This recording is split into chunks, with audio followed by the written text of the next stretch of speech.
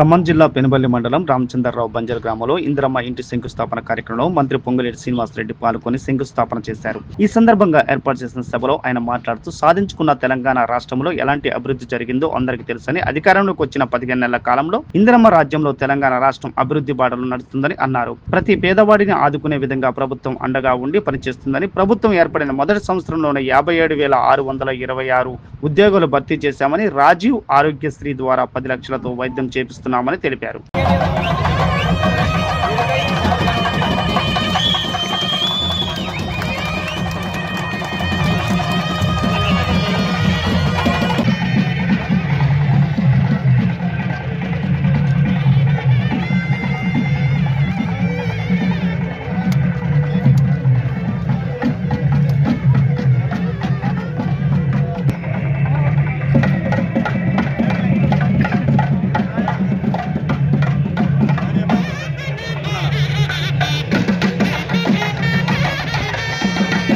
మా గ్రామాల ప్రజలు ఎవరైనా మేలు చేస్తే సార్ పొరపాటున జీవితంలో అటవీ హక్కుల పట్టాలకి ఏ హక్కు ఉంటుంది సార్, అసైన్మెంట్ పట్టాలకి ఏ హక్కు ఉంటుంది సార్. కావాలని అసైన్మెంట్ పట్టాల హక్కు తీసేసి అటవీ హక్కుల పట్టాలు ఇచ్చారు సార్, ఏదో చెట్టు పట్టాలు ఇచ్చినట్టు.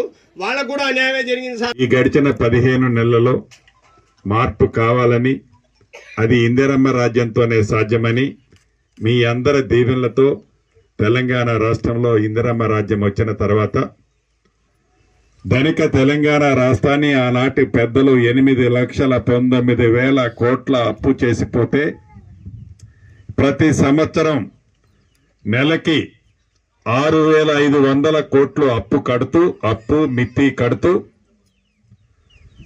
అభివృద్ధిని, సంక్షేమాన్ని, పేదవాడి కష్టాలు, పేదవాడి కన్నీరుని తుడుస్తున్న మన ఇందిరమ్మ ప్రభుత్వం, గౌరవ ముఖ్యమంత్రి రేవంత్ రెడ్డి గారి నాయకత్వంలోని మన ప్రభుత్వం చిత్తశుద్ధితో ప్రతి పేదవాడి కష్టాలు తీర్చాలని, ప్రతి ఆడబిడ్డకి ఇచ్చిన మాట నెరవేర్చాలని, ప్రతి రైతన్నకి భరోసా ఉండి రైతును రాజు చేయాలని, ప్రతి నిరుద్యోగ తమ్ముడికి అండగా ఉండి ఒక ఉద్యోగమో ఒక భృతో కల్పించాలని, ప్రతి గిరిజన, దళిత, మైనారిటీ, ముస్లిం సోదరుడికి, బీసీలకి అందరికీ ప్రభుత్వం అండగా ఉండాలని గౌరవ ముఖ్యమంత్రి రేవంత్ రెడ్డి గారి నాయకత్వంలోని మన ప్రభుత్వం అప్పుల రాష్ట్రం ఉన్న తల తాకట్టు పెట్టైనా ఇచ్చిన మాటను నెరవేర్చే దిశలో ఈనాడు మన ప్రభుత్వం పనిచేస్తుంది.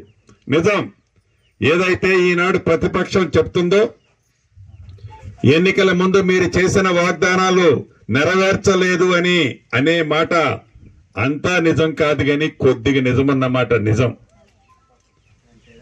రాష్ట్ర ఆర్థిక పరిస్థితిని కొల్లగొట్టి ధనిక తెలంగాణ రాష్ట్రం అని ఆనాడు చెబితే నిజమని నమ్మిన మేము తీరా ప్రభుత్వం వచ్చిన తర్వాత చూస్తే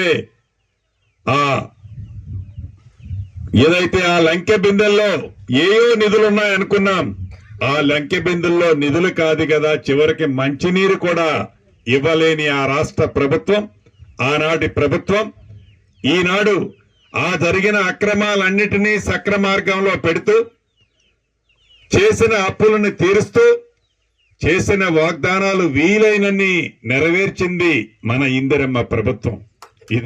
ఈ పేదోడు ప్రభుత్వం ఏదైతే పేదల కోసము ఈ రోజు పనిచేస్తుందో, ఈ పేదోళ్ల ప్రభుత్వాన్ని నిత్యము లేనిపోని అపనిందలు మోపుతూ, పచ్చి అబద్ధాలు మాట్లాడుతూ, కళ్ళబొల్లి మాటలు చెబుతూ కాలయాపన చేసి మళ్లీ పగట కలలకు అంటున్నారు వచ్చేది మళ్లీ మా రాజ్యమే అని.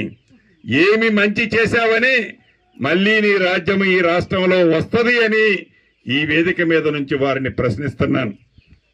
అంతేకాదు, చిత్తశుద్ధితో ఆనాడు 2004 నుంచి 2014 వరకు ఆనాటి ఉమ్మడి ఆంధ్రప్రదేశ్ లో ఇందిరమ్మ రాజ్యంలో ఇప్పటి తెలంగాణ రాష్ట్రంలో సుమారు 25 లక్షల ఇళ్లు కట్టిన చరిత్ర మన ఇందిరమ్మ ప్రభుత్వాన్ని.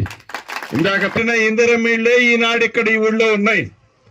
ఒక రామచంద్రపురం గ్రామంలో కాదు, రాష్ట్రంలో ఏ మారుమూల గ్రామానికి వెళ్ళినా ఆనాటి ఇందిరమ్మ ప్రభుత్వంలో కట్టిన ఇళ్లు కనిపిస్తాయి. అదే పద్ధతిలో ఇప్పుడు మన ఇందిరమ్మ ప్రభుత్వంలో ఈ రాబోయే 4 సంవత్సరాలలో చిత్తశుద్ధితో 20 లక్షల ఇల్లు కట్టే కార్యక్రమానికి శ్రీకారం చుట్టాం.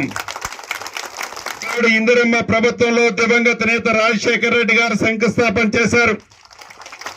గత ప్రభుత్వం ఈ ప్రాజెక్టు మీద ఎట్లా నిర్లక్ష్యంగా ప్రవర్తించిందో మనకు తెలియంది కాదు. ఈ రాబోయే సంవత్సరంన్నరలో సీతారామ ప్రాజెక్టుని పూర్తి చేసే బాధ్యత మన ఇందిరమ్మ ప్రభుత్వానిది.